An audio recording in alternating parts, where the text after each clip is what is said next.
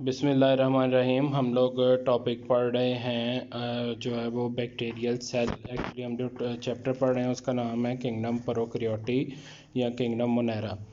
Chapter number 6 है और उसमें किंगडम मोनेरा में हम लोग प्रोकैरियोटिक सेल की डिटेल्स पढ़ रहे हैं। प्रोकैरियोटिक सेल के जो रिप्रेजेंटेटिव्स हैं वो हमारे पास कौन से सेल्स हैं? तमाम bacterial cells.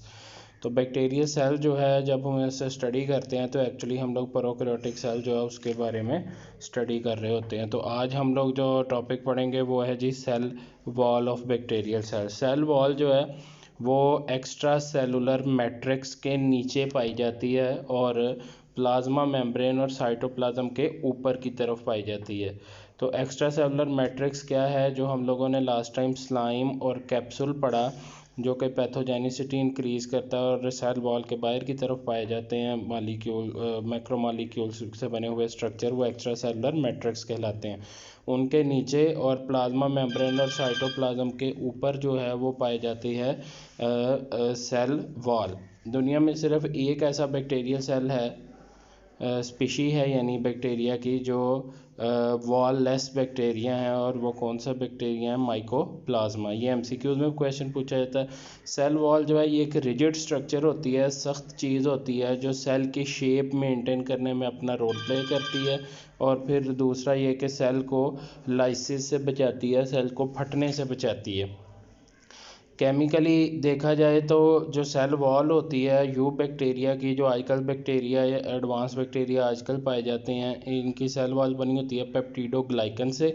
Peptidoglycan conjugate molecules होते हैं, इनमें ग्लाइकन्स की लंबी लंबी चेन्स होती हैं। ग्लाइकन्स की लंबी लंबी चेन्स जो होती हैं वो अल्टीमेटली जो है वो जुड़ी होती हैं पेप्टाइड बॉन्ड के ज़रिए पे, यानी जो पॉलीपेप्टाइड्स होती हैं उनके साथ ये जुड़ी हुई होती हैं।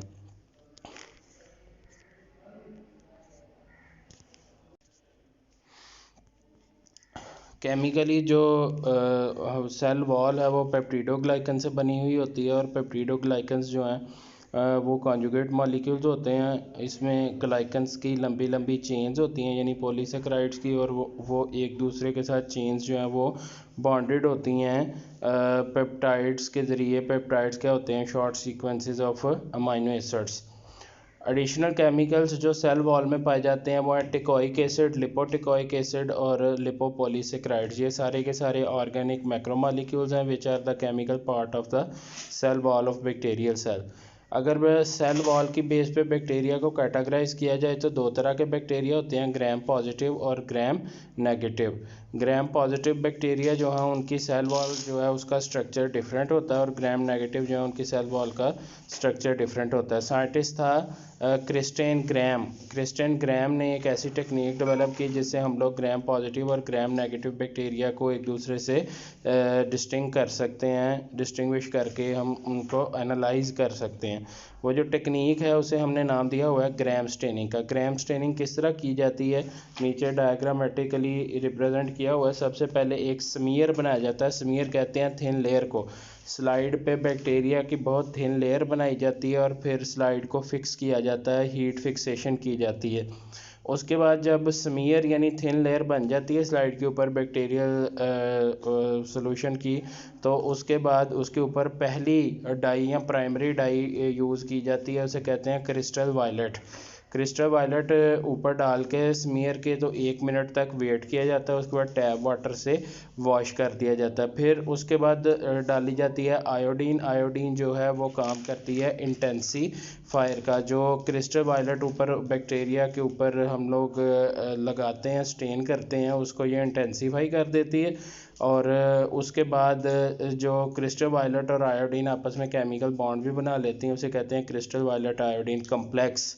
उसके बाद दोबारा फिर टैप वाटर से इसको धो दिया जाता है। उसके बाद इसके ऊपर यूज़ किया जाता है अल्कोहल। अल्कोहल डी कलराइज़र का काम करती है। जो ग्राम नेगेटिव बैक्टीरिया होते हैं उनके ऊपर से जो क्रिस्टल वायलेट है प्राइमरी डाई है वो ऊपर से रिमूव हो जाती है अल्कोहल का यूज़ करने से। अल्कोहल के 1 मिनट रखने के बाद दोबारा से फिर टैप वाटर से वॉश कर दिया जाता है, और फिर उसके बाद उसके ऊपर डाली जाती है safranin which is known as secondary dye for Gram staining.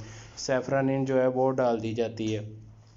और सेफ्रॉनिन डालने के 1 मिनट के बाद दोबारा फिर क्या किया जाता है, दोबारा इसको टैप वाटर से वॉश करके माइक्रोस्कोपी की जाती है।